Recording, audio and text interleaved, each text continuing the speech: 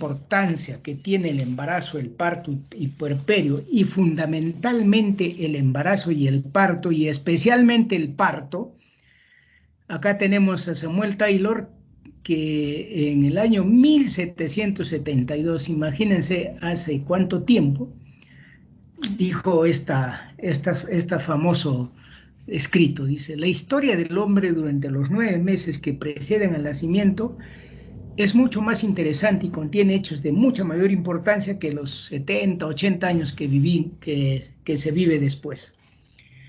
Esto quiere decir que desde el año, bueno, antes de 1800 inclusive, ya los médicos sospechaban la importancia que tiene un buen control prenatal, una buena atención del parto para el futuro del ser humano y por lo tanto de la sociedad. Eso quizás sea el aspecto más importante del control prenatal. La obstetricia en realidad a veces se soslaya por muchos de ustedes, por muchos médicos, piensan que la obstetricia es tan importante que de eso depende el futuro del ser humano, ¿no? Por eso es que aquí yo les puse algo que ya por mi experiencia lo agregué, y dice que si los procesos que ocurren durante el trabajo de parto, ya estamos hablando ahora del trabajo de parto, se complican y no son detectados y tratados oportunamente, o sea, si todos los procesos que van a ocurrir durante el trabajo de parto se alteran y no los detectamos, y si el feto logra sobrevivir, o sea, no se muere, el neonato va a nacer con secuelas permanentes que lo van a acompañar toda su vida y que por supuesto va a ser una carga para la familia y para la sociedad. Ese es el problema. Por eso este niñito les está diciendo: mi vida está en tus manos. Está en nuestras manos, jóvenes, que nuestros niños salgan en las mejores condiciones. Y no digan que se necesita ser especialista para hacer las cosas bien y tratar de evitar que un niño o una madre, que un recién nacido o una madre, mueran por causa del embarazo y por el parto, como hemos conversado en la mañana con mi grupo y con los otros chicos que me han tocado en las anteriores reuniones. O sea, esto es sumamente importante, esa es la importancia que tiene un adecuado control, un adecuado manejo del trabajo de parto. ¿Por qué tenemos que hablar de vigilancia fetal intraparto? En primer lugar, debemos que ver que el objetivo de esta vigilancia fetal intraparto es vigilar el estado de oxigenación fetal. Porque lamentablemente el feto intraútero, sobre todo cuando ya está en trabajo de parto, vive de oxígeno, vive gracias al oxígeno. Y ese oxígeno solo lo puede proporcionar la madre. Si la madre no le proporciona el oxígeno adecuado durante el trabajo de parto, el bebé va a tener problemas serios. Entonces hay que vigilar el estado de oxigenación en forma permanente durante el trabajo de parto. Y si hay alguna alteración, debemos detectarla lo más precozmente posible para evitar secuelas, ¿no? Y además tenemos que, una vez que detectemos la deficiencia de oxígeno, la hipoxia, tenemos que inmediatamente instalar medidas correctivas oportunas para evitar que el bebé entre en sufrimiento fetal. No diré sufrimiento fetal porque ese término ya no lo podemos usar, sino en un estado de hipoxia fetal que puede dañarlo irreversiblemente. Entonces, ese es el objetivo de esta clase, ¿no?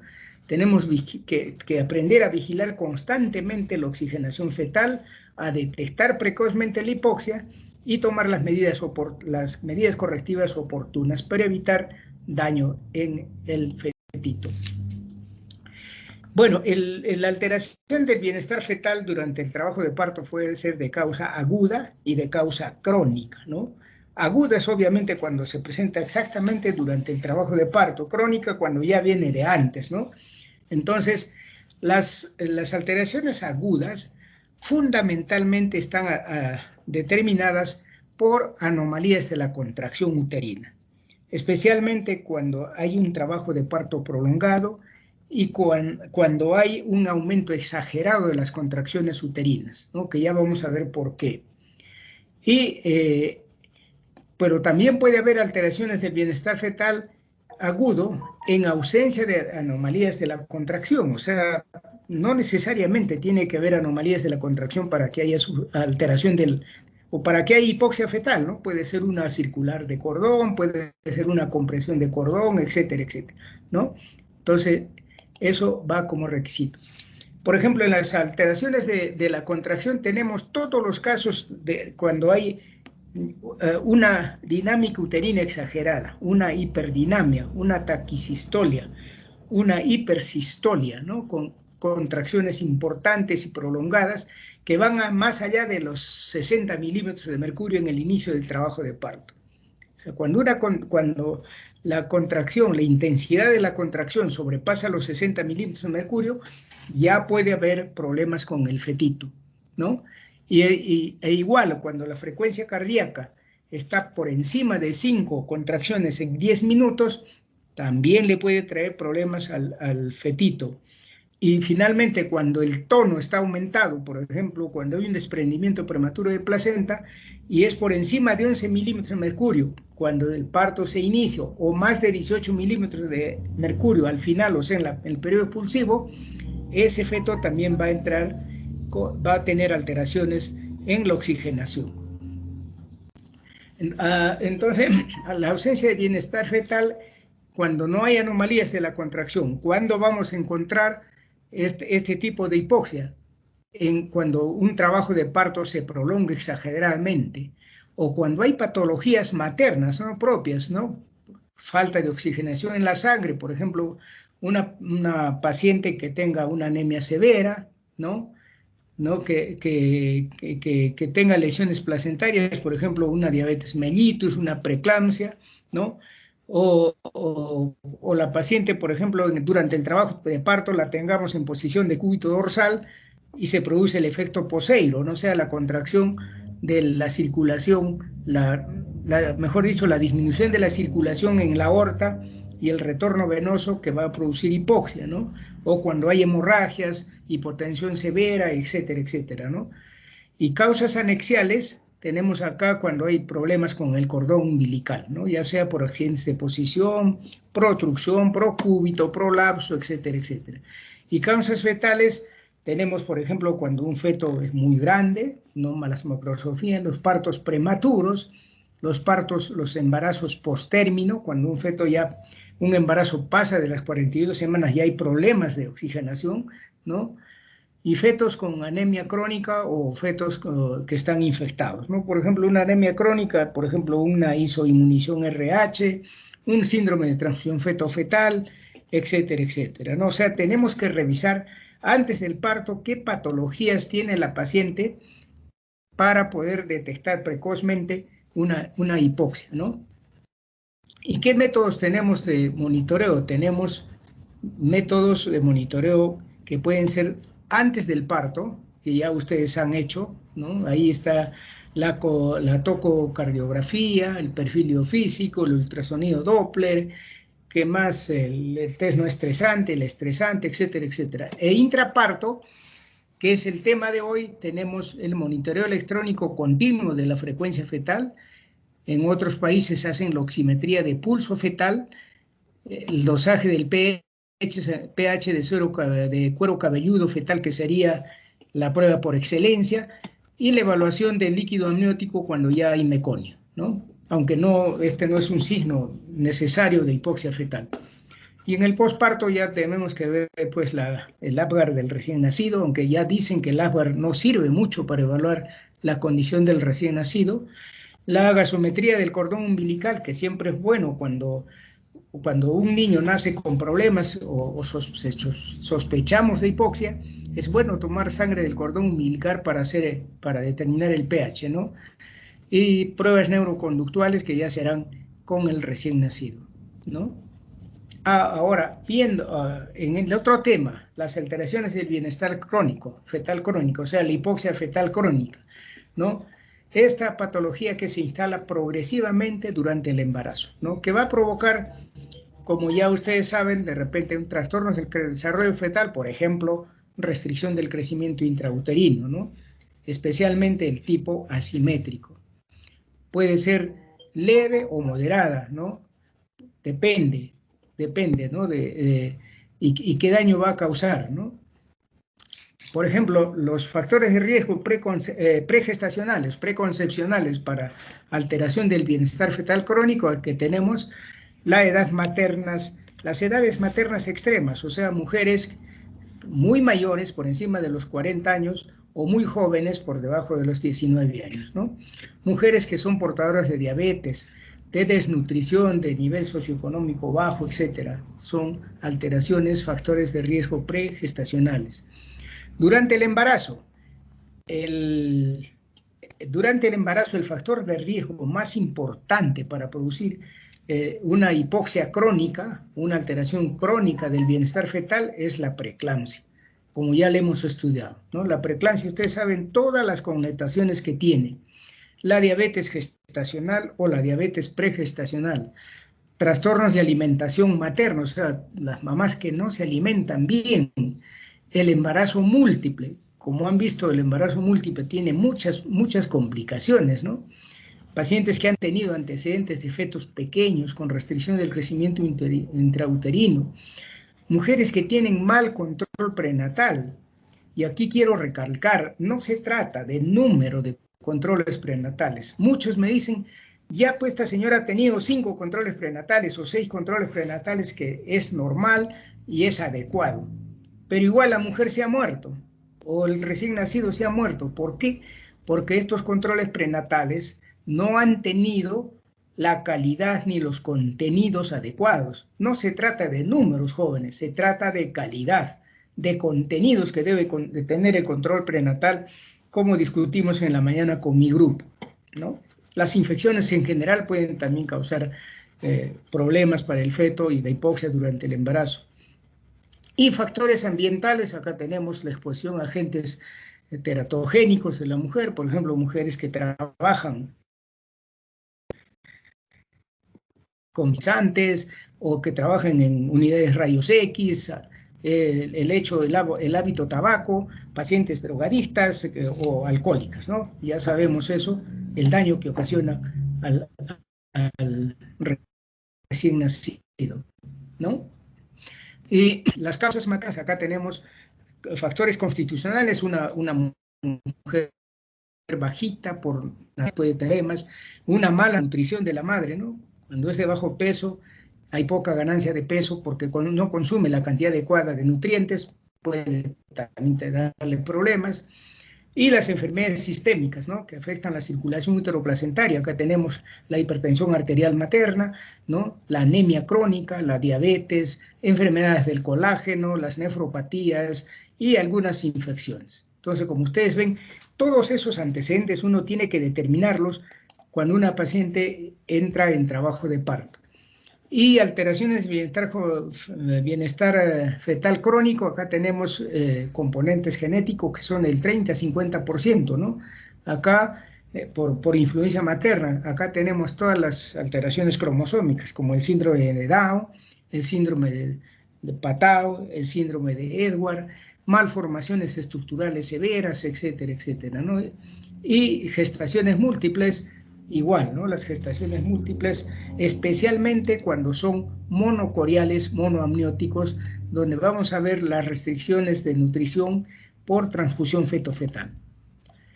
Y finalmente las alteraciones del bienestar fetal crónico, acá tenemos el desprendimiento prematuro parcial de placenta normoinserta. Hay gestantes que tienen desprendimientos de placenta por decirles del 5 o 10%, que a veces se quedan allí, y eso va a causar deficiencia de oxigenación al feto, ¿no es cierto?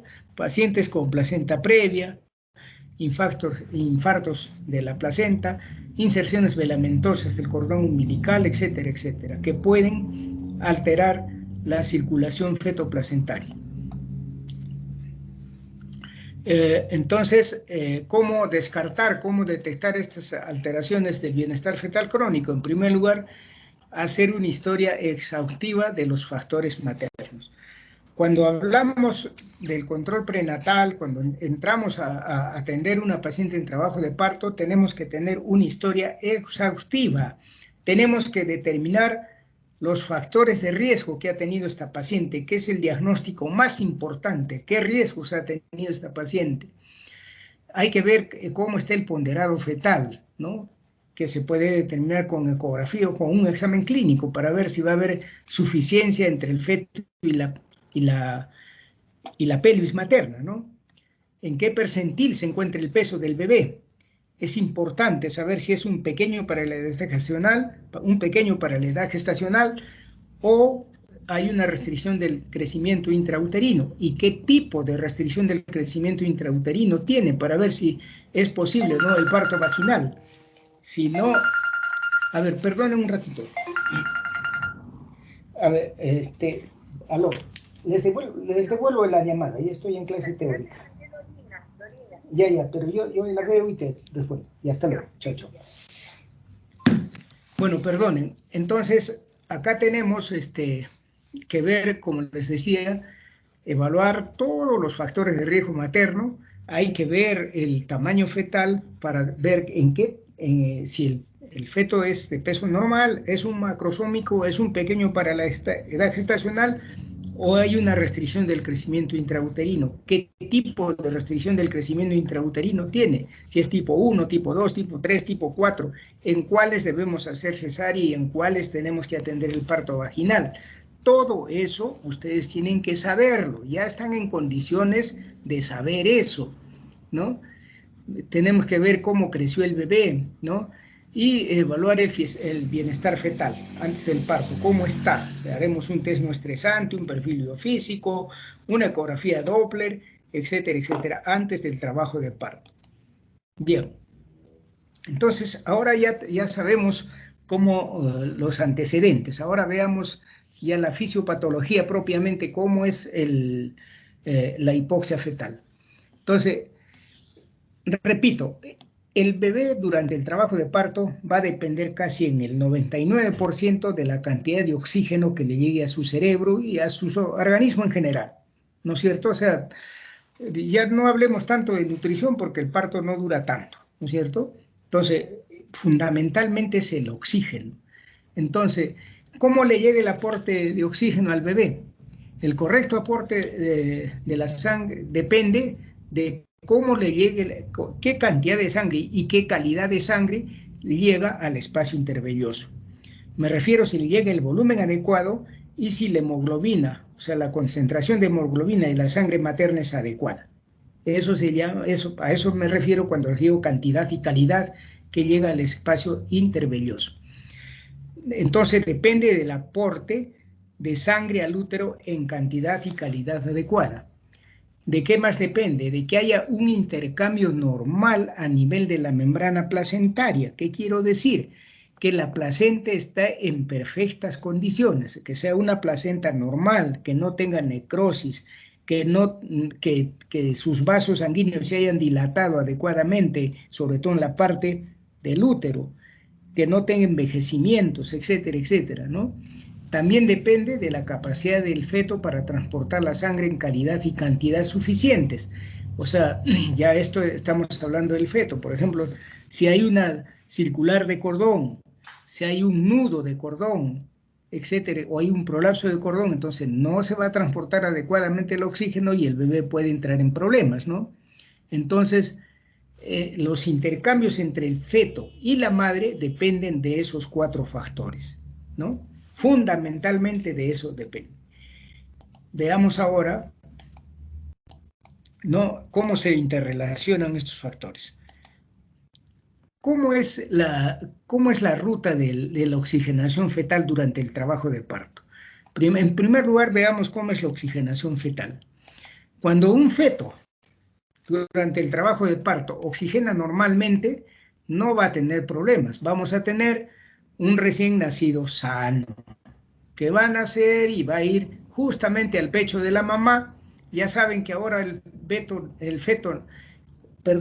recién nacido, apenas lo tengamos en nuestra mano, no tenemos ni siquiera que bañarlo ni hacerlo nada, simplemente lo secamos, lo limpiamos y lo ponemos en contacto piel a piel con su madre.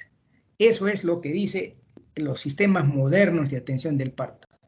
Estamos frente a un recién nacido sano, pero tenemos en el otro extremo, si por alguna razón un feto nos hace una hipoxia severa, ¿no? Y esta hipoxia es persistente, entonces este bebé va a entrar en acidosis metabólica. Primero va a haber una acidosis respiratoria y luego una acidosis metabólica, ¿no? Y cuando ya el bebé entra a acidosis metabólica, ya hay daño tisular, o sea, ya daño de los tejidos debido a la hipoxia, a la asfixia, ¿no es cierto? Cuando esta hipoxia, esta acidosis metabólica es muy grave, generalmente el bebé muere, ¿no? Porque ya hay daño tisular, hay daño multiorgánico y el bebé o el recién nacido terminan muertos, ¿no? Ese es un problema grave. Pero si el bebé logra sobrevivir a esta asfixia severa, a esta acidosis metabólica, entonces va a quedar con lesiones por asfixia, tanto fetales, tanto durante su vida fetal como su vida de recién nacido. ¿Y cuáles son estas lesiones? Fundamentalmente en el sistema nervioso central vamos a encontrar que hay un daño neurológico permanente. Entonces, fíjense la gran responsabilidad que tenemos, ¿no? Si estas lesiones por asfixia le van a producir, ¿por qué se producen tantos daños? Porque hay una disfunción multiorgánica en el periodo neonatal. Cuando nace el niño, va a tener muchos órganos dañados. Así tenemos, por ejemplo, tenemos que va a haber el distrés respiratorio, o sea, un bebé que no va a poder respirar adecuadamente, que va a tener necesidad de intubación, una hipertensión pulmonar que es grave, puede haber insuficiencia renal, puede haber una disfunción intestinal que a veces se manifiesta por perforación intestinal, una hemorragia pulmonar, etcétera, etcétera. Fíjense cómo puede quedar un recién nacido, ¿no? Si este feto, esto es como nuestro país somos estoicos y logramos sobrevivir, entonces este feto, este recién nacido en su vida normal va a tener parálisis cerebral, o sea, es aquella alteración del movimiento de tipo espástica. No siempre la parálisis cerebral es por hipoxia, por si acaso, tiene que ser una parálisis, una alteración del movimiento de tipo espástica, puede presentar convulsiones y puede presentar retardo mental. No siempre el retardo mental se presenta en estos casos. Entonces, fíjense, si nosotros no logramos nacer un recién nacido sano, pues vamos a tener todo este gran problema, ¿no?, en el que terminamos. Les puedo decir que con el advenimiento, con el desarrollo de la ciencia, de los equipos biomédicos de laboratorio, esto ya casi no se ve, especialmente por la preparación que tienen ustedes, porque antiguamente, nosotros no teníamos herramientas como detectar, cómo saber que un feto estaba haciendo hipoxia, no teníamos el monitoreo fetal, no teníamos ecógrafo, no teníamos, entonces solo evaluamos el líquido amniótico. Cuando el líquido amniótico y la frecuencia cardíaca fetal estaba alterada, pues a veces se tomaba medidas correctivas, pero ya nacíamos un feto, ya nos nacía un feto con parálisis cerebral, totalmente dañado, que ese no es el objetivo de la obstetricia actual, ¿no? Entonces, mucho cuidado con esto. Ahora sí, vamos a entrar a cuáles son las bases que tenemos para hacer la monitorización fetal, porque cuando hacemos la evaluación fetal intraparto, prácticamente nos estamos refiriendo al monitoreo fetal intraparto, que sería una especie de test estresante, porque ya el feto está con contracciones y nosotros tenemos que evaluar cómo está la frecuencia cardíaca fetal en relación a las contracciones, ¿no? Eso es el test estresante. Entonces, ¿cuáles son las bases fisiológicas? La monitorización de la frecuencia cardíaca fetal prácticamente equivale a la monitorización del oxígeno cerebral. Esto siempre tenemos que tener en cuenta. Si nosotros hablamos de monitoreo fetal, de monitoreo de la frecuencia cardíaca fetal dentro del parto, estamos hablando de cómo está la concentración de oxígeno en el cerebro de ese fetito. ¿De acuerdo? Entonces, fíjense la importancia que tiene, ¿no? Entonces, vemos que el cerebro le llegan señales de todo sitio. Primero tenemos estímulos periféricos y centrales que llegan a la corteza cerebral y el cerebro las procesa. Por otra parte, tenemos que en el cerebro hay quimiorreceptores y barorreceptores, ¿no? Que detectan. ¿Qué van a detectar? Van a detectar la concentración de oxígeno y la vasoconstricción o vasodilatación de las arterias cerebrales. Pues bien, estos quimiorreceptores o barorreceptores van a enviar señales al corazón, ¿no? ¿Para qué? Para que, de acuerdo a las circunstancias en que se encuentra la oxigenación cerebral y estas señales que recibe tanto del medio externo, de estímulos periféricos y centrales, se modifique la frecuencia cardíaca fetal. Entonces, la modificación de la frecuencia cardíaca fetal nos sirve para mantener la perfusión óptima en el cerebro sin dañar otros órganos. O sea, vale decir que si hay hipoxia, los quimiorreceptores y barorreceptores detectan esta hipoxia en el cerebro y mandan señales al corazón. ¿Para qué? Para que se produzca taquicardia, ¿no? O sea, tratar de que llegue más sangre al cerebro, ¿no? Pero la detección de esta taquicardia no siempre significa que estas modificaciones de la frecuencia cardíaca fetal están relacionadas con la hipoxia fetal. Puede haber otras causas, por ejemplo, uso de drogas, cordón umbilical presionado o malformaciones congénitas, ¿cómo se llama? Cromosomopatías que pueden alterar la frecuencia cardíaca fetal sin que haya oxigenación, sin que haya hipoxia. Entonces, no siempre la frecuencia cardíaca fetal nos indica hipoxia. Ojo, tienen que tener muy en cuenta eso, ¿no? Como ustedes ven, la oxigenación fetal depende también mucho de la placenta. La placenta fetal viene a ser el pulmón del feto. Si la placenta está alterada es como si estaría alterado el pulmón fetal. Entonces, la perfusión uteroplacentaria durante el trabajo de parto se va a relacionar mucho con las contracciones uterinas. Ya vamos a ver por qué, ¿no? Se relaciona mucho con la presión arterial que tenga la madre. Pues si la madre está en una hipotensión severa, no le va a llegar sangre al cerebro, al feto. Por eso decía que la oxigenación fetal depende de la cantidad y calidad de sangre que le lleve al bebé, porque si hay hipotensión, si hay anemia, pues vamos a tener problemas, ¿no? Durante el trabajo de parto. Y el cordón umbilical que viene a ser la tráquea del bebé, ¿no? Y que el cordón umbilical puede estar sujeto a compresiones y estiramientos. En ambos casos, cuando hay compresión y cuando hay estiramiento del cordón, hay disminución del pasaje de sangre del espacio intervelloso, o sea, de la placenta hacia el feto. Entonces, esos son los principios fundamentales de la monitorización de la frecuencia cardíaca fetal durante el trabajo de parto. Entonces decíamos que la frecuencia cardíaca fetal no siempre es específica de hipoxia, ¿no? Pero sí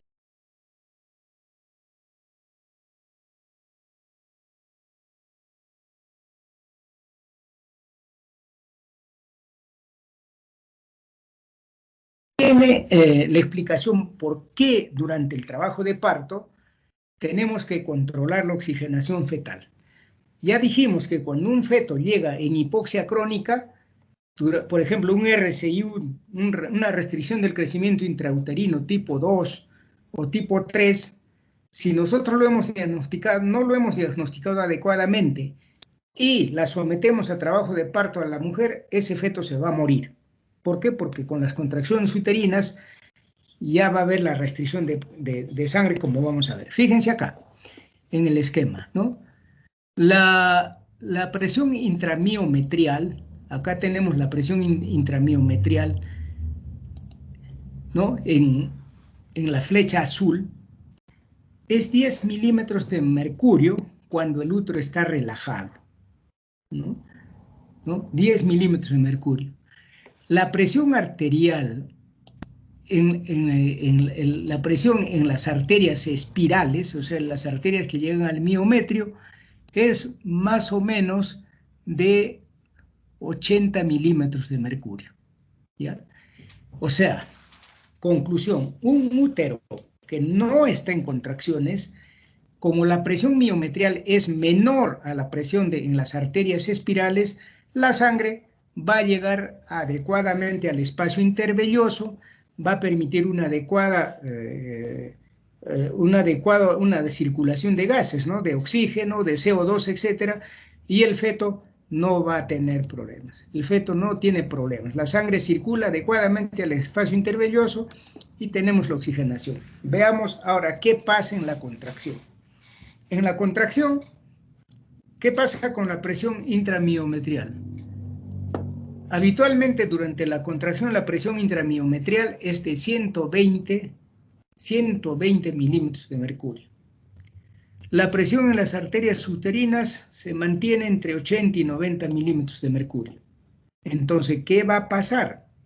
La presión intramiometrial supera a la presión de las arterias espirales y por lo tanto el flujo sanguíneo que debía llegar al espacio intervelloso se obstruye. No hay pasaje de sangre materna al espacio intervelloso porque durante la contracción la presión intramiometrial ha superado a la presión de las arterias espirales y por lo tanto ha ocluido a estas arterias y no hay circulación al espacio intervelloso. Un feto que está en estado normal, que no tiene problemas, bueno, va a superar o va a tolerar esta hipoxia transitoria, porque las contracciones uterinas, digamos que duran poco, ¿no? Generalmente algunos 20 segundos, 30 segundos, hasta 40 segundos, y el feto, porque tiene una hemoglobina fetal adecuada, es capaz de tolerar esa hipoxia transitoria, ¿no? Entonces, eso es lo que ocurre en un feto cuando está con contracciones uterinas, ¿no? Ahí vemos como en el espacio intervelloso, pues no hay sangre. Entonces, regresamos a nuestro esquemita anterior. La pregunta es, si si tenemos un feto que viene con hipoxia crónica, que ya tiene deficiencia de oxígeno en el espacio intervelloso, ¿qué pasará cuando hay contracciones uterinas y no hay flujo de sangre al espacio intervelloso? Pues ese feto que ya estaba en hipoxia no va a tolerar pues la hipoxia que se produce por las contracciones uterinas y rápidamente va a entrar en hipoxemia y probablemente en acidosis metabólica, ¿no? Ahora, si estas contracciones uterinas son persistentes, o sea, hay más de 5 contracciones en 10 minutos, si el tono aumenta por encima de 60 mililitros de mercurio, entonces va a estar constantemente superando la presión intramiometrial a la presión intraarterial y el feto se va a quedar sin oxígeno por mucho tiempo. Por más que sea un feto sano, va a entrar en hipoxia, ¿no? Entonces, tener muy en cuenta esos aspectos. Bien, entonces, ¿en qué consiste el monitoreo fetal electrónico? Justamente el monitoreo fetal electrónico, como les decía, es prácticamente averiguar cómo está la concentración de oxígeno en el cerebro fetal. Entonces, el monitoreo electrónico es un método que nos permite detectar la frecuencia cardíaca fetal, las variaciones de la frecuencia cardíaca fetal, los movimientos fetales durante el parto y además nos permite vigilar las contracciones uterinas.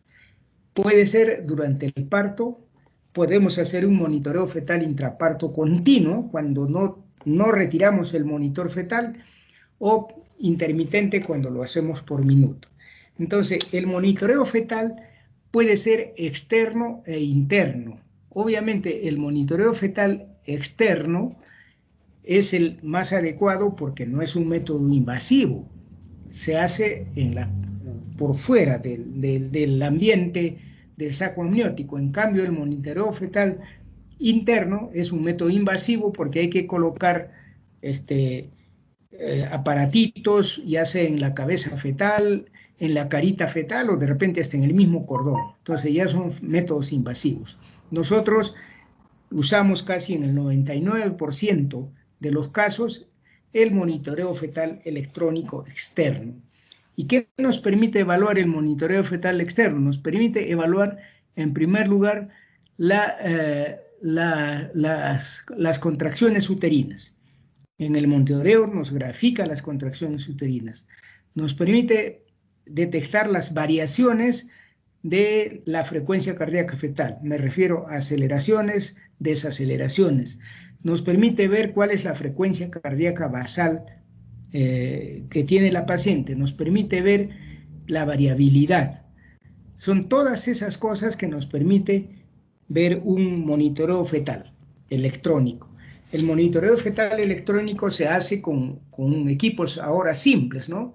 Son transductores que se colocan en el abdomen de la paciente. Uno detecta el latido cardíaco fetal y el otro transductor detecta la dinámica uterina, o sea, las contracciones uterinas y los movimientos. Entonces, en la gráfica, como vemos acá en la parte inferior, en la gráfica se dibujan todos esos parámetros en el monitoreo fetal, ¿no? Esto, por supuesto, es reciente, no tan reciente, de hace algunos años, y que ya obviamente han permitido pues que ya los fetos no salgan como antes lo hacían, ¿no? Entonces, como ven acá, todos estos parámetros podemos vigilar durante el monitoreo fetal. Bien, y ahora veamos cuáles son las características de la frecuencia cardíaca fetal. ¿Qué es lo que vamos a evaluar?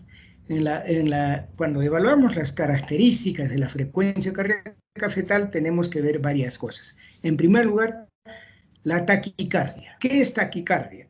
Taquicardia es cuando la frecuencia cardíaca fetal se eleva por encima de 160 latidos por minuto.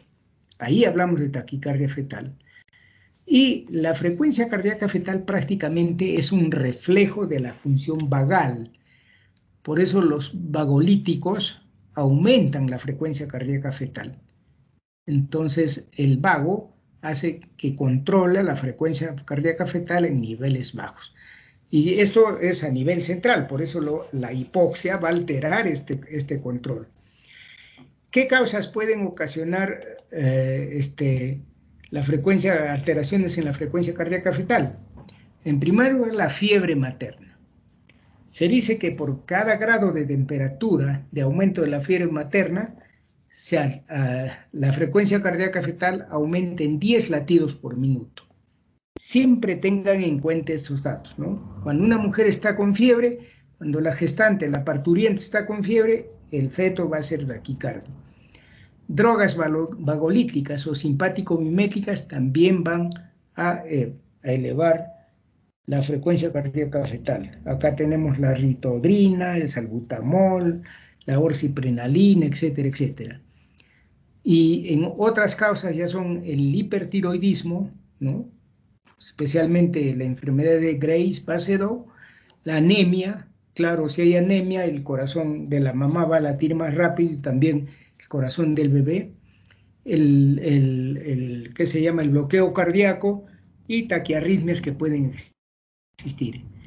Y causas fetales de taquicardia tenemos la hipoxia, ¿no? Pero aquella hipoxia cuando es persistente y es grave, ¿no? Y se va agravando progresivamente. Ahí vamos a tener taquicardia primero, al comienzo, porque después nos va a aparecer de todas maneras una bradicardia. Pero si nosotros tenemos contracciones, si es una madre que está con contracciones uterinas, la taquicardia no es la primera respuesta fisiológica a la hipoxia. Ojo con esa afirmación, ¿no? Cuando una mujer está en trabajo de parto y nosotros evaluamos la gráfica del monitoreo fetal y encontramos que no hay desaceleraciones, entonces, pero hay taquicardia, esta no se debe a hipoxia. O sea, una taquicardia sin desaceleraciones no es hipoxia fetal, ¿no? Entonces, ahora veamos el otro extremo, la bradicardia. ¿Qué es la bradicardia? Hablamos de bradicardia cuando la frecuencia cardíaca fetal está por debajo de 120 latidos por minuto. Algunas escuelas dicen que se habla de bradicardia cuando está por debajo de 110 latidos por minuto. Nosotros seguimos la escuela de los 120 latidos por minuto, ¿no? Generalmente la bradicardia no significa mayor daño para el bebé, ¿no? Puede haber desaceleraciones de 60, 90 por minuto y el bebé de repente podría estar bien. Pero cuando ya baja de 100 y es persistente, ya tenemos que estar pensando que hay hipoxia, ¿no? Entonces, tenemos que estar vigilando el trazado del monitoreo fetal, porque puede haber bradicardia de 120 latidos por minuto en un feto que normalmente tiene una frecuencia cardíaca fetal baja. Entonces no podemos decir que esté en bradicardia, ¿no? Porque ese es su comportamiento normal, digamos. ¿Y qué causas pueden causar bradicardia? En primer lugar, la hipotermia materna, el frío. Aquellas mujeres que están atendiéndose, a veces el personal de salud la descubre a la paciente, no las abrigan y hacen que la mujer entre en hipotermia y eso produce bradicardia. También la administración de sulfato de magnesio, como ya hemos visto cuando hemos hablado de preeclampsia, ¿no? Cuando la frecuencia cardíaca fetal desciende a 80 latidos por minuto o una cifra más baja y tiene una variabilidad reducida, ahí nosotros podemos hablar de que se trata de un bloqueo cardíaco completo por anticuerpos asociados al lupus eritematoso sistémico. Puede ser también por anomalías cardíacas congénitas o idiopáticas. Entonces, tener en cuenta que hay dos patologías que pueden producir esto. Puede ser la diabetes, que puede producir muerte súbita, los anticuerpos antifosfolípidos y el lupus eritematoso sistémico. Son tres patologías que pueden producir muerte súbita, ¿no? Entonces, ahora, muchas veces ustedes, los alumnos o los que recién están empezando a hacer obstetricia, confunden los latidos cardíacos fetales con el latido fetal de la aorta materna. A veces tenemos un feto muerto y nosotros lo hacemos examinar al alumno y nos dice, no, está vivo, hay latido cardíaco. Y lo que está auscultando es el latido de la aorta materna que a veces está con taquicardia, ¿no? Entonces simula una frecuencia cardíaca fetal. ¿Cómo hacemos la diferencia cuando tenemos esto, cuando tenemos esta duda? Tenemos que saber si el latido es de la madre o es del feto. Entonces recurrimos a una técnica muy sencilla. Tomamos el latido cardíaco materno, agarramos la arteria radial del antebrazo de la madre, a la altura de la muñeca más o menos, y escuchamos el latido cardíaco fetal. Si lo que estamos detectando en el pulso materno con el latido cardíaco fetal son sincrónicos, o sea, se producen al mismo tiempo y con la misma frecuencia, podemos decir que en este caso es el latido cardíaco materno. Si son asincrónicos, ahí ya nosotros detectamos que hay latido materno y latido cardíaco fetal, ¿no? Entonces, tener en cuenta esta estrategia para diferenciar el latido cardíaco fetal del latido cardíaco materno. Bien, sigamos. Entonces, la otra característica. Bueno, acá creo que nos hemos quedado, ¿no? En la variabilidad. Sí, doctor. Ya. Entonces, decíamos que la variabilidad es un elemento importante, ¿no? que es la diferencia que hay entre latido y latido, ¿no? Entre la diferencia que hay entre un latido y el otro latido. Entonces, la variabilidad es la línea que fluctúa por encima y por debajo de la línea basal. Ya vamos a ver cómo se saca la línea basal. Entonces, acá tenemos la variabilidad. Ven en la flechita una línea roja por arriba, otra por abajo, la flechita que está señalando, y el espacio que hay entre estas dos líneas rojas pequeñitas, esa es la variabilidad, ¿no? En el otro lado tenemos una variabilidad más amplia. Más abajo, variabilidades muy disminuidas que ya significan gravedad, ¿no? En cuanto a la variabilidad, el vago tiene el papel dominante en la regulación de la variabilidad. O sea, el vago es digamos, el factor más importante en la regulación de la variabilidad, ¿no? Y la variabilidad viene a ser prácticamente el reflejo de una neuromodulación adecuada de la frecuencia cardíaca fetal, ¿no? Por el sistema nervioso central. O sea, el sistema nervioso central está regulando en forma adecuada la frecuencia, la variabilidad, o sea, la actividad del corazón fetal. Cuando la variabilidad es normal, nos indica que este sistema nervioso central está intacto, activo, y que también refleja esta frecuencia cardíaca fetal normal. Entonces, la variabilidad, como ustedes pueden ya ir viendo, es un parámetro importante para ver el estado de oxigenación fetal, ¿no? El feto acelera y cuando el feto está alerta y activo, la variabilidad normal obviamente está conservada, ¿no? O puede estar aumentada inclusive, pero eso no es patológico. Si el feto está afectado por alguna razón, está con hipoxia, la variabilidad se va a reducir. Entonces ya ustedes están concluyendo que la variabilidad nos refleja, es el mejor reflejo del estado de oxigenación fetal. Cuando hay una hipoxia severa, hay una depresión del sistema nervioso central y la variabilidad está muy reducida, prácticamente desaparece, ¿no? Entonces, ahí están los casos de variabilidad.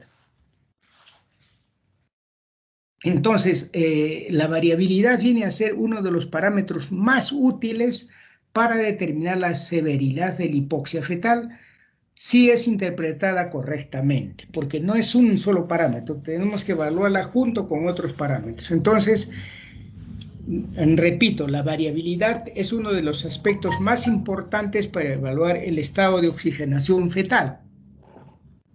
¿Cuáles son las causas potenciales que nos pueden indicar disminución de la variabilidad?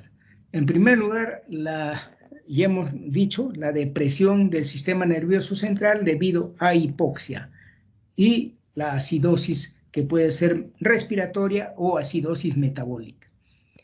También puede haber alteraciones de la variabilidad cuando hay anomalías fetales del sistema nervioso central, por decirles, una alteración en el líquido cefalorraquídeo, ¿no? Hidrocefalia, un Dandy Walker, etcétera, una serie de patologías que pueden alterar la variabilidad. Cuando hay infecciones fetales severas, ¿no? Por ejemplo, una corioamnionitis puede alterar la variabilidad. Tumores del sistema nervioso central, bloqueo cardíaco fetal, como hemos visto en el caso de la diabetes, del lupus, etcétera. Cuando hay una taquicardia acompañada de prematuridad extrema, lesiones neurológicas previas, etcétera, pueden causar disminución de la variabilidad. También la variabilidad puede estar disminuida en estados normales, por ejemplo, cuando el feto está muy dormido, ¿no? La variabilidad puede estar alterada. O cuando la madre está ingiriendo algunos medicamentos, por ejemplo, narcóticos, barbitúricos, tranquilizantes, fenotiacinas, parasimpático-líticos, y cuando la madre está con anestesia general. Entonces, tener en cuenta, por eso les decía, la variabilidad es un buen marcador de hipoxia, pero hay que saber evaluarla, ¿no? Bien. Ahora vamos a ver, hemos visto las características de la frecuencia cardíaca fetal, dentro de ellas hemos visto la taquicardia, la bradicardia y la variabilidad. Ahora vamos a ver los cambios periódicos de la frecuencia cardíaca fetal. Creo que este es un aspecto muy importante, especialmente porque ya tenemos una paciente que está con contracciones uterinas, o sea, está en trabajo de parto. Entonces ahí vamos a ver, a estudiar los cambios periódicos de la frecuencia cardíaca fetal, que son aceleraciones, desaceleraciones o cambios transitorios, ¿no?, de la frecuencia cardíaca fetal. En primer lugar, veamos las aceleraciones. ¿Qué son las aceleraciones? Son cambios periódicos de la frecuencia cardíaca fetal que estos incrementos de la frecuencia cardíaca fetal que están por encima de la frecuencia cardíaca fetal basal, ¿no? En realidad es un aumento de la frecuencia de 15 latidos por minuto por encima de la línea basal, de la línea de frecuencia cardíaca fetal, con una duración de 15 segundos, ¿no? Esa es una aceleración. Ahí tenemos con las flechitas marcando las aceleraciones, ¿no? Entonces, sube 15 latidos por minuto y dura también 15 segundos, ¿no? Ahora, ¿qué interpretación le damos a las aceleraciones?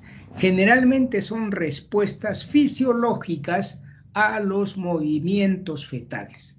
Obvio, ¿no? Si nosotros hacemos ejercicio, nos movemos, nuestro corazón va a responder con taquicardia, ¿no es cierto? El bebé, si se mueve, pues su corazoncito va a ser taquicardia, ¿no? Entonces, es un feto que está moviéndose, está normal, ¿no? Cuando no tenemos aceleraciones, puede ser que el bebé esté muy dormido, ¿no es cierto? Si hay ausencia de aceleraciones en un monitoreo electrónico fetal, que lo catalogamos como no tranquilizador, o sea, que antes decíamos que probablemente esté haciendo sufrimiento fetal, ahora se usa el término no tranquilizador, probablemente nos refleje hipoxia fetal. Digo probablemente. Entonces, ¿cómo hacer la diferencia si esta ausencia de aceleraciones es porque el feto está muy dormido o de repente está en ayuno, la madre está en ayuno prolongado, porque también es otra causa de que no puede haber aceleraciones, o en otras palabras, no hay movimientos fetales, ¿no? Entonces, lo primero que hacemos para hacer un buen monitoreo y hacer una correcta interpretación, hacemos que la mamá esté bien nutrida, o sea, que haya comido. Preferentemente le damos un dulce, un chocolate, algo, antes del monitoreo, para que el bebé tenga la glucosa suficiente y se manifieste correctamente. Y en segundo lugar, lo despertamos al bebé. ¿Cómo lo despertamos? Podemos hacerle mover la cabecita, si todavía está la cabeza alta, la podemos mover, o si no, recurrimos a la estimulación vibroacústica. Que ustedes habrán visto, si van a las salas de partos, van a ver que son unos aparatitos que producen un ruido, ¿no?, con unos decibeles adecuados que hacen que el bebé despierte. Antes usábamos la corneta de panadero, porque no teníamos esos aparatitos, pero la corneta de panadero produce decibeles muy altos que pueden dañar el oído del bebé. Entonces, ya tenemos ahora esos aparatitos que producen ruidos especiales que son capaces de despertar al bebé. Entonces, si tenemos un bebé que está dormido, va a despertar, se va a comenzar a mover y veremos las aceleraciones. Pero si vemos un bebé que no está dormido, sino que está en hipoxia crónica, vamos a ver que no se va a mover y no va a haber aceleraciones. O de repente que es un bebé que la madre está mucho tiempo en ayunas, tampoco va a responder. Entonces, esa es la forma de hacer la diferencia, ¿no? Entonces, como ustedes ven, en cada movimiento hay aceleraciones. Las desaceleraciones, o también llamadas deceleraciones, como ustedes ven en el esquema que se les adjunta, vamos a ver qué tipos de deceleraciones hace. Primero, ¿qué es una desaceleración o deceleración? Las desaceleraciones o deceleraciones pueden ser precoces, pueden ser tardías, pueden ser variables y pueden ser prolongadas, ¿no? y están también en relación con la contracción uterina. Acá ya no están en relación con como las aceleraciones con los movimientos, sino las desaceleraciones están en relación con las contracciones uterinas. En el esquema, ustedes ven que la contracción uterina está en la parte de abajo, una onda que sube, y en la parte de arriba la frecuencia cardíaca fetal que cae justamente en el acme de la contracción. En el punto máximo de la contracción, la frecuencia cardíaca también cae, ¿no? Entonces, esa es una auténtica desaceleración. ¿De qué depende que sean precoces, tardías o variables? Dependen del momento en que aparece en relación con la contracción, ¿no? O sea, están en directa relación con la contracción uterina, está en relación con la duración y la forma que tiene la desaceleración. Entonces, las desaceleraciones quizás sean un aspecto muy importante en el monitoreo fetal que debemos saber interpretarlas, ¿no? De acuerdo a esto, a estas características, tenemos que los tipos de caída transitoria de la frecuencia cardíaca nos pueden generar lo que antes o actualmente se conoce como DIPS 1, o sea, desaceleraciones tipo 1, desaceleraciones tipo 2 o tardías, desaceleración umbilicales o desaceleraciones variables y desaceleraciones prolongadas, ¿no? Entonces, esos tres tipos de desaceleraciones tenemos, ¿no? Las desaceleraciones tempranas o precoces, o también llamadas DIPS 1, acá tenemos que tienen un decalaje corto, ¿no? Su duración es corta, como ustedes ven, su decalaje es corto, lo estoy señalando con la barrita roja, ese es el decalaje, ¿no? Obedecen a una estimulación refleja del vago. ¿Qué quiere decir esto? Que las desaceleraciones precoces no son por hipoxia, no revelan hipoxia, es una estimulación refleja del vago, porque ocurren generalmente cuando la presentación ya comienza a encajar en la pelvis, entonces la compresión de la cabeza fetal estimula al vago y produce esta desaceleración. Por eso está en relación directa con la contracción. Apenas se produce la contracción, el feto es impulsado hacia abajo, se presiona la cabeza contra el hueso de la pelvis y se produce este reflejo, ¿no? Generalmente eso ocurre cuando ya la dilatación está más avanzada, ¿no? Ya cuando generalmente ha llegado a 8, a 10, ¿no? Y es normal, por eso les decía, y se relaciona con un pH normal también, ¿no? A veces está asociada a oligoamnios, o sea, cuando tenemos una desaceleración precoz, o sea, de este tipo que estamos estudiando, se presenta cuando hay oligoamnios, porque viene la contracción y de repente rápidamente se está presionando la cabeza fetal. Ya no hay líquido amniótico que la defienda, ¿no? Entonces, tengamos en cuenta eso, ¿no? Acá ven como en la flecha roja, como hay una relación directa entre el acme de la contracción y el decalaje máximo, ¿no?, de la desaceleración. Las desaceleraciones tardías tipo 2, estas desaceleraciones sí son definitivamente patológicas, ¿no?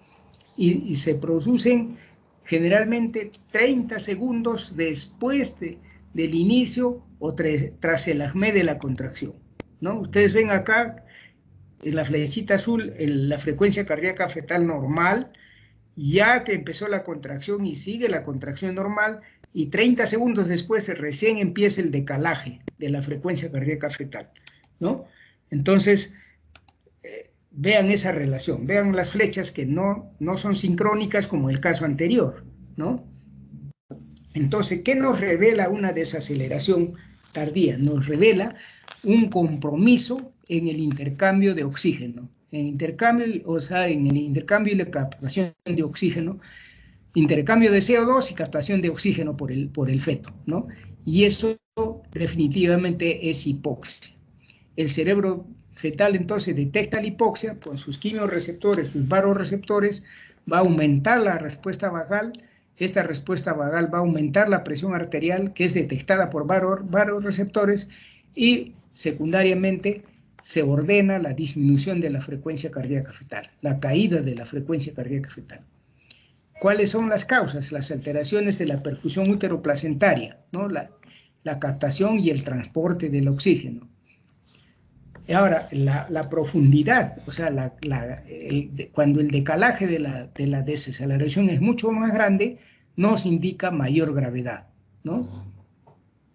Entonces, repetimos, estas desaceleraciones tardías siempre indican hipoxia fetal, siempre. Y acá tenemos el efecto que habíamos mencionado al inicio. Por ejemplo, si tenemos una paciente que nos está haciendo hipotensión arterial, ¿no? En la hipotensión arterial vemos que más o menos cuando no hay contracciones, la presión arterial maneja adecuadamente los volúmenes. Apenas se presentan las contracciones, se manifiesta la hipoxia. ¿Por qué? Porque ya no pasa sangre adecuadamente. Igual ocurre con la hipertonía, lo mismo ocurre, ¿no? Entonces, cuando el tono está normal, pues la sangre pasa adecuadamente, pero si hay hipertonía por alguna razón, entonces el pasaje de sangre se dificulta y tenemos la hipoxia, ¿no? O sea, es bueno que nos acordemos del esquema anterior para explicarnos este fenómeno. La siguiente desaceleración es la tardía, o desaceleración variable tardía, o DIPS 3. Esta desaceleración sí tiene una connotación especial, ¿no?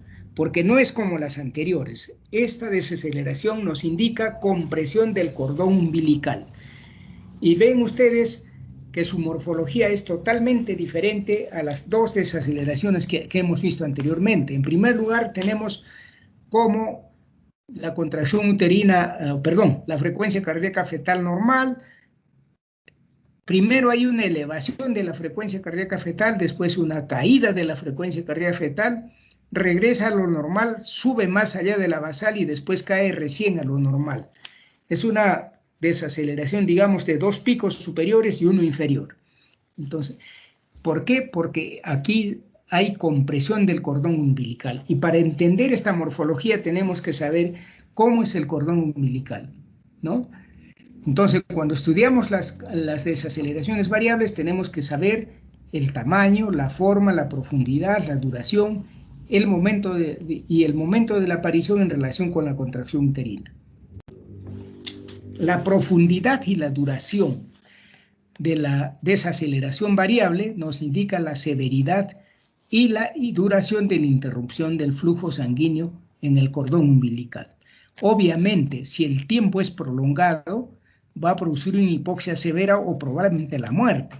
Aunque yo lo que les puedo decir es que al inicio, las desaceleraciones variables no indican hipoxia. ¿Por qué?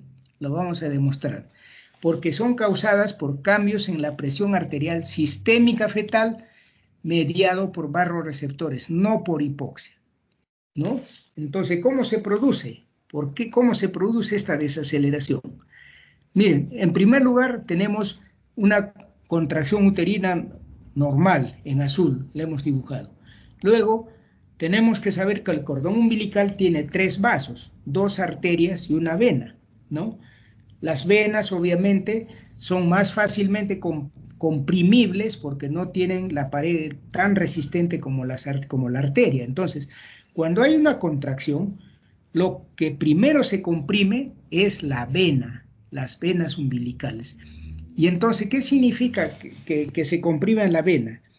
La vena está trayendo sangre de la placenta hacia el organismo fetal, va a decir hacia el corazón fetal, ¿no es cierto?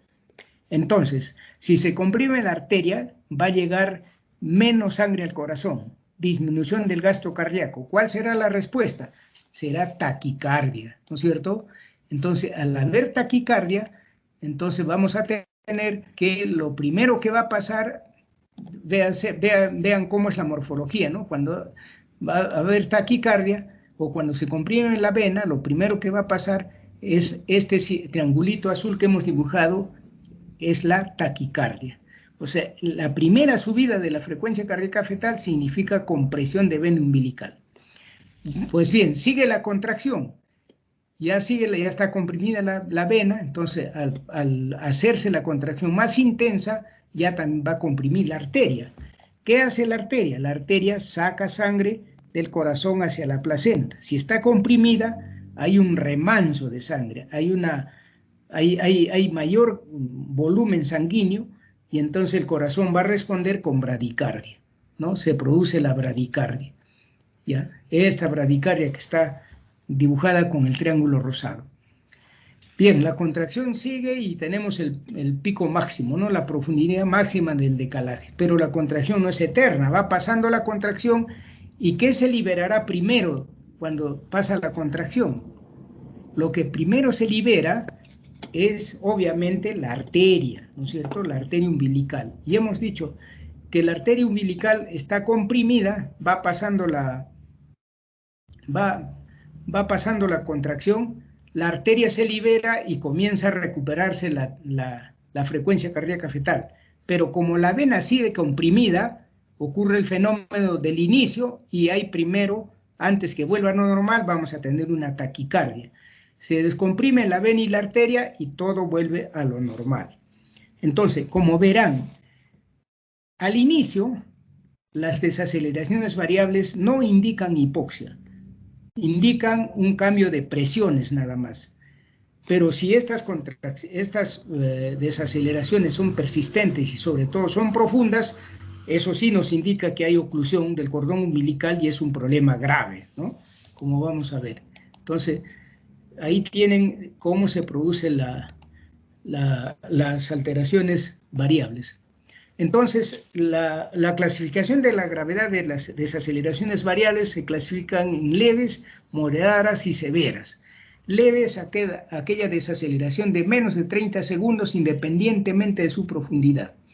Es una desaceleración que no ha durado más de 30 segundos. No importa la profundidad, rápidamente se ha recuperado. O es una desaceleración no inferior a 80 latidos por minuto independiente de su duración. No ha bajado la frecuencia por debajo de 80 latidos por minuto, no importa la duración. Moderada es aquella en que la desaceleración es en menos de 80 latidos por minuto. Dice menos, es más de 80 latidos por minuto. Y severa es más de 70 latidos por minuto durante más de 60 segundos, ¿no? Esa es la gravedad. Ya vamos a ver cómo es que una desaceleración variable puede ser grave. Por ejemplo, cuando, por ejemplo, se comprime el cordón por un prolapso de cordón, es grave, ¿no es cierto? Entonces, acá tenemos las categorías de causas de compresión del cordón umbilical y que son útiles para el probable tratamiento. Por ejemplo, si tenemos una desaceleración variable de aparición precoz, generalmente estas desaceleraciones variables que aparecen precozmente en el trabajo de parto se deben a un oligoamnios. ¿Por qué? Porque cuando viene la contracción y no hay mucho líquido amniótico, el cordón umbilical es apretado, comprimido entre la pared del útero y el cuerpo del feto, las partes fetales. Entonces, por eso es que se produce precozmente esta desaceleración variable. Cuando la dilatación está entre 8 a 9 centímetros, acá se producen cuando la cabeza ya está descendiendo al máximo y generalmente ahí tenemos que nos avisa que puede haber una circular de cordón, porque el estiramiento del cordón umbilical hemos dicho que produce disminución del pasaje de oxígeno. Entonces, si la cabeza está bajando y hay una circular de cordón, una doble circular, una triple circular, puede estar ocasionando hipoxia. Generalmente esto ocurre cuando hay un cordón breve, o sea, un cordón corto, de menos de 50 centímetros, ¿no? Entonces, vemos que cuando la desaceleración variable aparece cuando ya la dilatación está casi completa, lo que tenemos que pensar es que muy probable se deba a que hay una circular de cordón. Y ahora, hay tipos inusuales de desaceleraciones variables, cuando hay un cordón corto, cuando hay nudos verdaderos, vueltas de cordón en las extremidades, prolapsos de cordón ocultos, o sea, un procúbito de cordón, una prosidencia de cordón, cuando hay inserciones filamentosas del cordón umbilical. Y lo más grave es cuando hay prolapso de cordón, obviamente, ¿no? Cuando hay prolapso de cordón, ahí no tenemos mucho tiempo que pensar, ¿no? Porque si hay un prolapso de cordón y la cabeza baja, va a comprimir el cordón entre la cabeza y el hueso de la pelvis materna, se interrumpe el flujo a través del cordón y el feto va a morir en unos 4 o 5 minutos si no prestamos atención. O de repente un poquito más, puede durar un poquito más, pero como ya no hay vuelta, no hay relajación, no tiene que ver la relajación, sino que el cordón ya está apretado, indefinidamente el feto se va a morir sí o sí. Estas emergencias ustedes las van a tener. Hay mujeres que llegan al tópico, ustedes les hacen el tacto y como ya está con dilatación completa, van a introducir un poquito fuerte la mano y rompen las membranas. Resulta que había un polidramnio, si se les viene el cordón umbilical, baja la cabeza y el bebé comienza a hacer, que se llama a bajar, a producirse una bradicardia severa. Si ustedes no actúan rápidamente, el bebé se va a morir. ¿Qué tienen que hacer en esos casos? En esos casos está en el tópico, introducir la mano, hacer un tacto vaginal y con el puño o con las manos rechazar la cabeza para que no comprima el cordón umbilical. Y con la mano ahí tendrán que entrar a sala de operaciones hasta que lo saquen al bebé y pueda sobrevivir. Entonces son emergencias sumamente graves, ¿no? Muy bien. Y las desaceleraciones prolongadas realmente son aquellas que duran de 90 a 120 segundos, ¿no? Cuando ya una desaceleración prolongada supuestamente va más allá de 10 minutos, ya no parece ser una desaceleración prolongada, sino más bien un hábito, una línea basal muy baja que tiene ese fetito, por alguna razón, ¿no? ¿Y por qué una paciente, una parturienta puede tener desaceleraciones prolongadas patológicas? Por prolapsos de cordón, como hemos visto, por hiperestimulación uterina prolongada, por ejemplo, cuando ponemos oxitocina sin control, por una hipotensión tras anestesia de conducción, o sea, cuando se usa la anestesia epidural, la anestesia por sí baja la presión arterial y como la paciente está en decúbito dorsal, tiene otro factor de baja de presión arterial, entonces la paciente nos va a producir una hipotensión severa e hipoxia en el feto. Grados severos de desprendimiento prematuro de placenta normoinserto o abrupto placentae. También puede causar una desaceleración prolongada, ¿no? Anestesia paracervical, las convulsiones eclámpticas y el descenso rápido de la cabeza fetal nos pueden ocasionar desaceleraciones prolongadas, ¿no? Y bueno, tenemos que saber interpretar las variaciones de la frecuencia cardíaca fetal. Básicamente son 3 grados, ¿no? Categoría 1, categoría 2 y categoría 3, que es completamente anormal. Normal es obviamente cuando todos los parámetros que vemos en el monitoreo fetal son normales. 2, indeterminada cuando alguno de los parámetros está alterado. A veces que puede estar alterada la variabilidad o conservada, etcétera, etcétera. Y 3, cuando los parámetros son definitivamente anormales, ¿no? Entonces, ahí tienen. Bueno, jóvenes, eso es todo. Disculpas por la interrupción. Si tienen alguna pregunta, por favor, este es el momento de resolverla. Doctor, ¿por qué la Apgar ya no se usa? A ver, perdón. ¿Por qué la Apgar ya no es tan bueno como... A ver, no te escucho bien. ¿Las qué? Hola, repíteme la pregunta, por favor. El Apgar, doctor. Apgar. Ah, el Apgar. Bueno, mira, no sé exactamente, pero yo un día los escuché a los neonatólogos decir que el Apgar ya no es el mejor sistema para evaluar al recién nacido, o sea, su condición en que nace. ¿Por qué? Porque no son parámetros muy finos, ¿no? Ellos prefieren hacer, por ejemplo, el pH, ¿no? Porque puede haber un feto normalmente deprimido y que de repente el pH está normal, ¿no? Y puede tener un Apgar bajo. Pero si el pH está normal, no es un recién nacido hipóxico, ¿no es cierto? Entonces ellos prefieren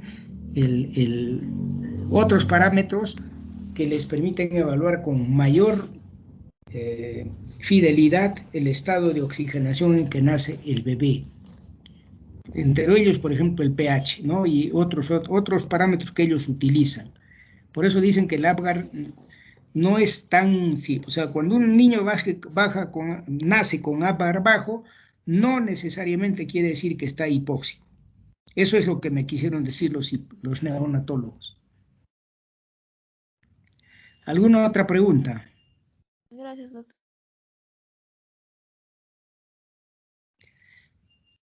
Bien, si no hay más preguntas, entonces ya nos vemos en el examen con las preguntas. Muy bien, muchas gracias, jóvenes. Gracias, doctor. Hasta luego. Hasta mañana con mi grupo, hasta mañana con todos. Sí, Hasta mañana. doctor. Muchas gracias, doctor. Hasta luego. Hasta luego.